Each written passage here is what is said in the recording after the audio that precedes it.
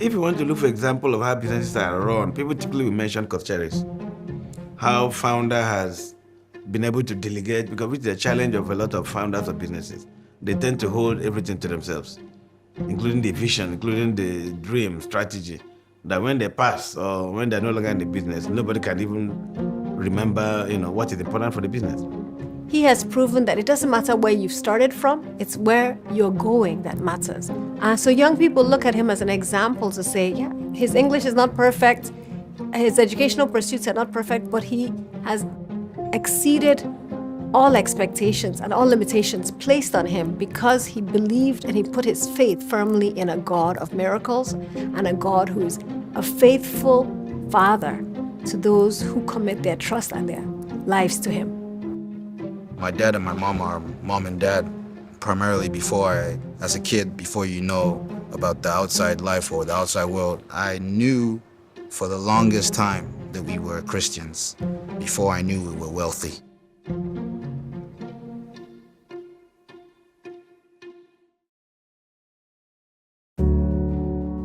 At the tender age of 4, my father passed away. My mother used to fly cake beans in the morning, give a bucket for my senior brother to go and sell and one for me to sell. But I didn't have opportunity to go to school. But I didn't want my not going to school to defer me to, decide who I'm going to be. I believe everywhere I have been in life is a school. It's a question of whether I am willing to learn or not. So I sat down and said, I'm not going to be like every other boy. I wanted to be different from the rest of the people. I wrote 5 things I wanted to do, stuck it on top of my bed. I pray every night before I sleep. Those are the things I look up like this and look them up from up down, and I go to bed and sleep.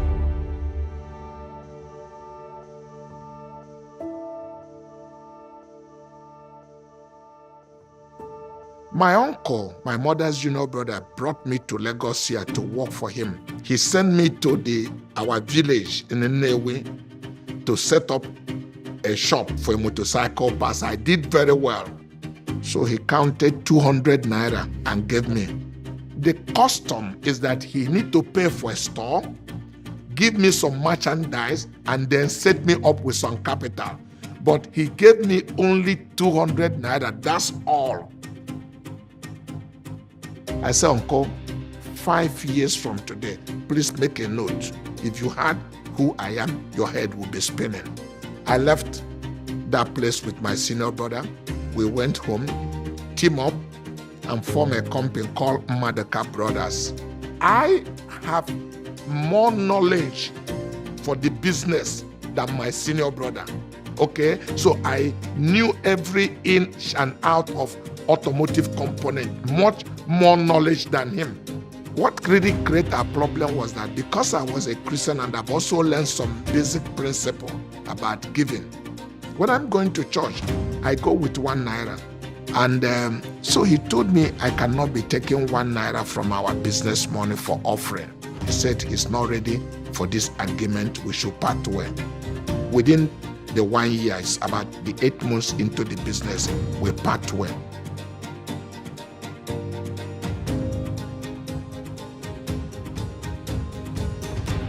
Before the end of my 18, I find a young lady in our church in a choir. Her name is Charity.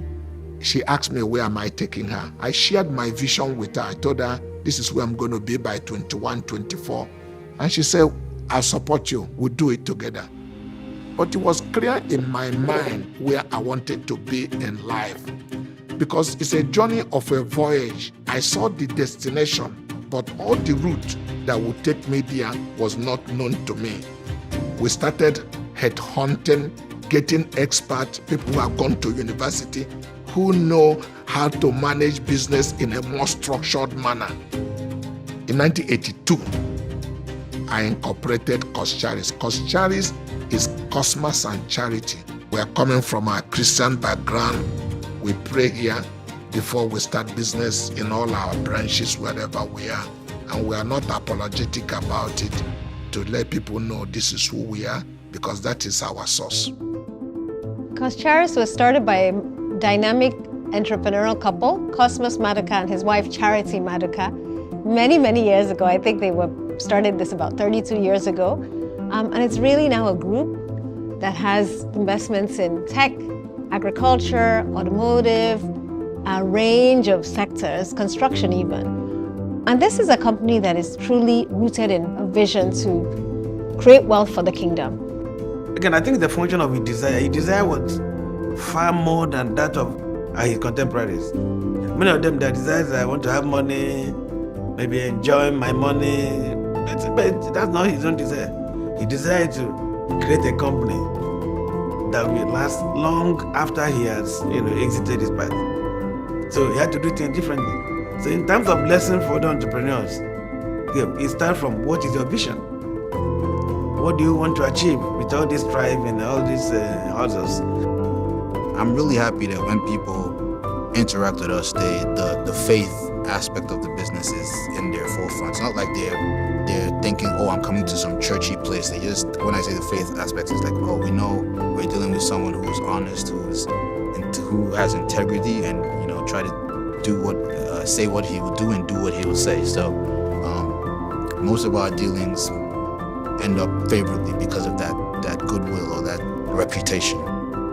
He didn't have an uncle or an auntie that will help him. No, he just trusted God, going to do the right thing and going to work hard, because doing the right thing doesn't mean laziness. You have to work hard for God to bless the works of your hand.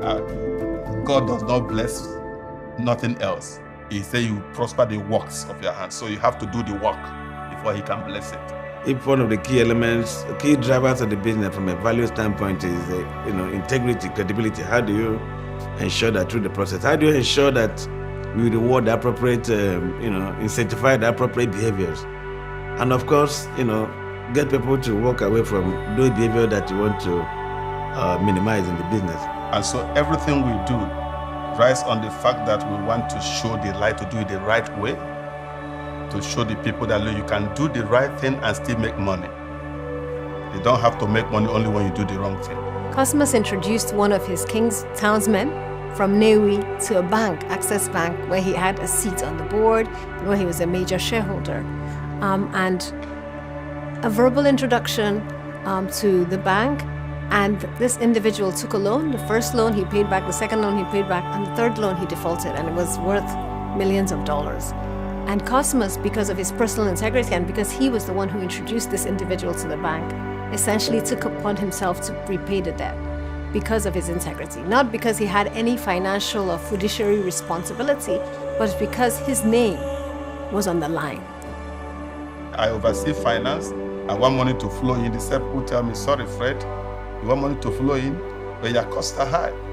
My costs are high because I want to follow the right principle, bring the goods through the ports, pay the duty, follow all the protocols, and I can tell you it's not easy, it's expensive. It's easier to follow the other way. I won't say it's only us that do that, but there are few that follow that route, especially in automobile business in Nigeria. And today, because of his integrity, he basically can get loans without any collateral, without any requirement, because people know his name and his commitment to integrity supersedes anything else. Now that dispels all the reputational issues associated with being Nigerian. Most people think of Nigerian businessmen and they often think about fraud. Sadly, Cosmas is just one of the many examples of exemplary Christian entrepreneurs from this region who walk the talk and who take bold steps to live for God and work for God. Decisions you made today determine who you are going to be in the next 5 years to come. As a matter of fact, decisions you make today will determine your internal destination. But you must take responsibility. You won't put it on your father or your mother. It's your own decision. Life threw everything to me not to succeed. But I was determined that I'm going to succeed and I'm going to go places. A vision helps you to simplify your life. So the real truth is that quite a number of people are living visionless life. Okay, so to live a life without vision is worse than not having a physical sight. Because if you don't know where you are going, any wind will be the right wind. You keep drifting. But you got to be sure this is the harbor that I'm seeking. Then you can direct the wind to go to that harbor. But in the midst of it, God will provide you a way to be able to go. Those things are part of your processes you are going through to refine you, to clean you up, to get you matured for the main thing where you are going.